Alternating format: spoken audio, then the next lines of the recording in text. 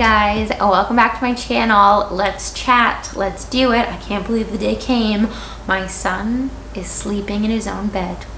He is sleeping in his room in his own bed. If you are new to my channel, we co-slept. My son is 16, almost 17 months old, and the day he was born until I think he's been now in his own bed for about 5 days, we slept together. He slept in between my husband and I in our bed, and it wasn't, I made a lot of videos about this and about co-sleeping and why we co-slept, and in a nutshell, we didn't choose that. Like, it wasn't something that we wanted to do. It was the only way he would sleep. It was the only way he would sleep, and the only way that my husband and I would sleep. I mentioned on my Instagram that he is now sleeping in his own bed, and a lot of you, the big question is like, how did you know? How did you know that it was time to transition him? I'll say this much. We spent last week at my in-laws in Ontario, and I just noticed that he was getting a better night's sleep while we were there, and it was only him and I. My husband had to stay back for work, and I just got the feeling, and like so many moms, like we get those instincts, we get those feelings that we have a hunch that our child is ready for the next stage or ready for something different, and we second guess ourselves. And I feel like I had that feeling before. I think it was around our Disney cruise. I thought, oh, maybe now would be a good time to transition him, but we doubt ourselves or we second guess. The biggest piece of advice would be just to trust your instincts. You know what is going to work for your baby in terms of transitions. Before we went to Ontario, I could sort of tell that the time was coming because, I mean, purely physical space, there just wasn't a lot of space. My husband and I sleep in a queen size bed, which is fine for 2 adults, but add in a growing toddler and things start to get a little bit tight.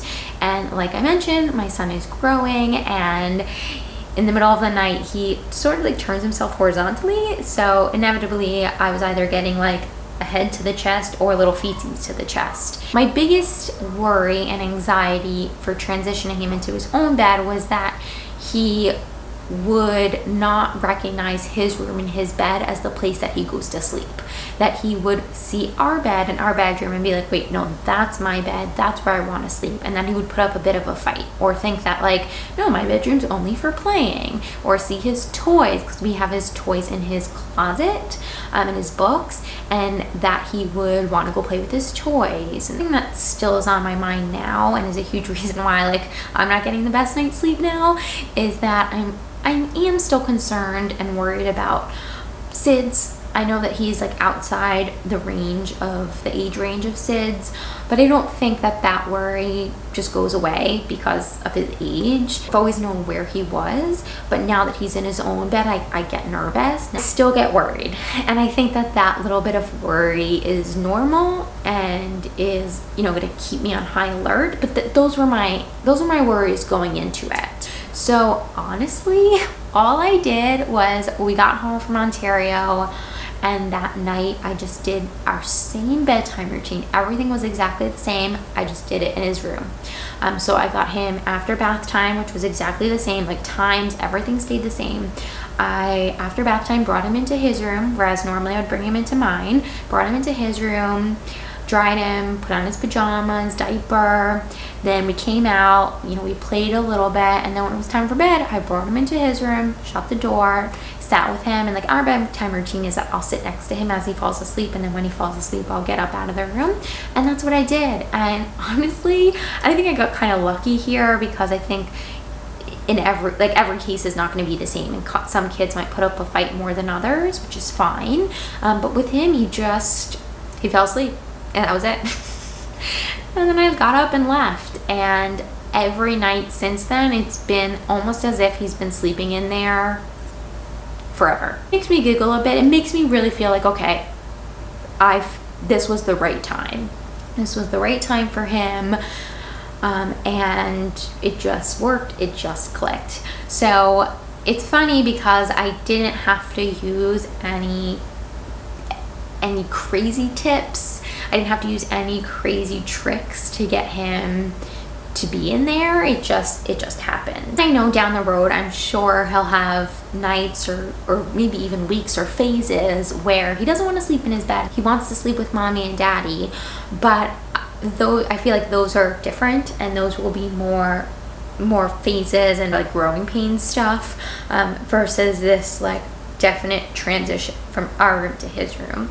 And so it went really well, and it continues to go really well. I'll say really fast.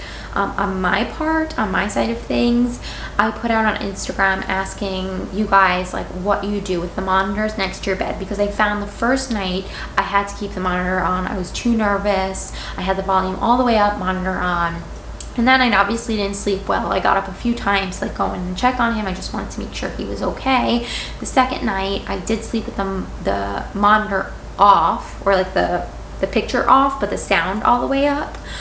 And I've been doing that, and I did notice that I wasn't getting a great night's sleep. One, the anxiety of, you know, making sure that he's okay and like constantly checking the monitor, but also the light from the monitor was bothering me, and the sound. So when I asked you guys on Instagram what you do, a few people I recommended just putting the sound down a little bit. Like, you'll still hear your child, but it won't be quite as loud. And so I did that. I put it down like 1 or 2 notches, and that's helped tremendously. So now I'll have the like picture off, but I'll still be able to hear it.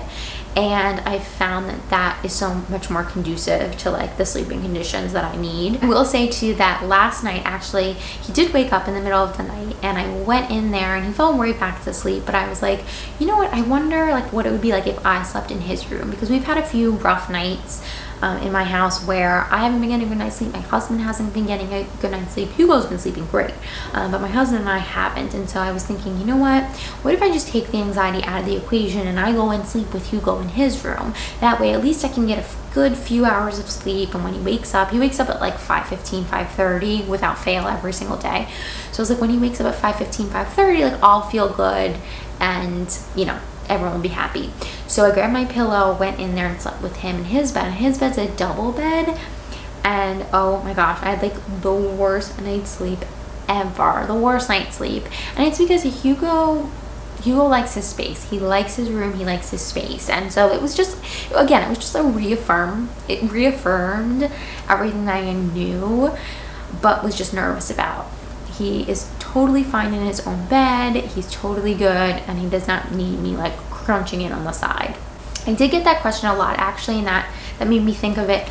We transitioned him to a double regular mattress on the floor bed, and that's our setup. I've had a few questions from people like, why didn't you transition him into a toddler bed, into a twin size bed, for space purposes? I think every kid is different. Because Hugo never slept in a crib, I think he was always used to a little bit more space, already used to sleeping in a bigger bed, and the double I think is perfect. It gives him enough room. Someone can, like I did last night, like someone can still sleep in there with him if they need to, like me or my husband. Hi, just gonna cut in here and say that Hugo is currently now sleeping in a twin size bed because my cat decided to pee all over his full-size mattress, so we had to get rid of it, and he slept in his twin bed. It's been fine too. I think he prefers a little bit of extra space, but he's a toddler, so the twin will be just fine. We have the mattress on the floor so that it's nice and safe, and he's actually, like, there was a nap, was it today or yesterday? I think it was yesterday. There was a nap where I saw him wake up, but I was still doing something out here, and so I did whatever I needed to do, and then I went in there and he had climbed down from the mattress, but I didn't have to worry. Like, I knew that he was going to be completely safe because the mattress was on the floor. He was playing with one of his toys, and it was good to go. So our sleeping arrangement, I would say right now, is pretty fantastic, and I really cannot be like more grateful for how smooth that transition went. It's a big decision too emotionally.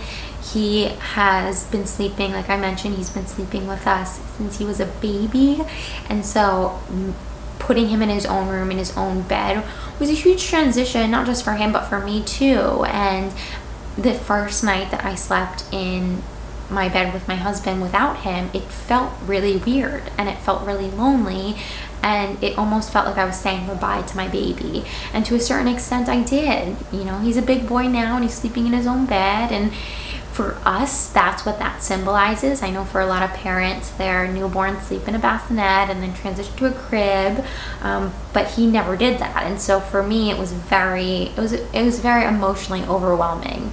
And so I took that into account too, knowing that like I need to feel those emotions and experience those emotions, but not let those emotions stand in the way of like him progressing to this next stage. Okay guys, really my biggest takeaway from this whole experience and my biggest piece of advice for you is just trust your instincts. If you feel like your baby or toddler is ready to transition into their own bed, then by all means give it a try. If you have any other questions about our transition from co-sleeping / bed sharing to Hugo being in his own bed, leave them down in the comments below. I'll be sure to get to them. Don't forget to subscribe, give this video a thumbs up if you enjoyed it, and I'll see you in my next one. Bye guys.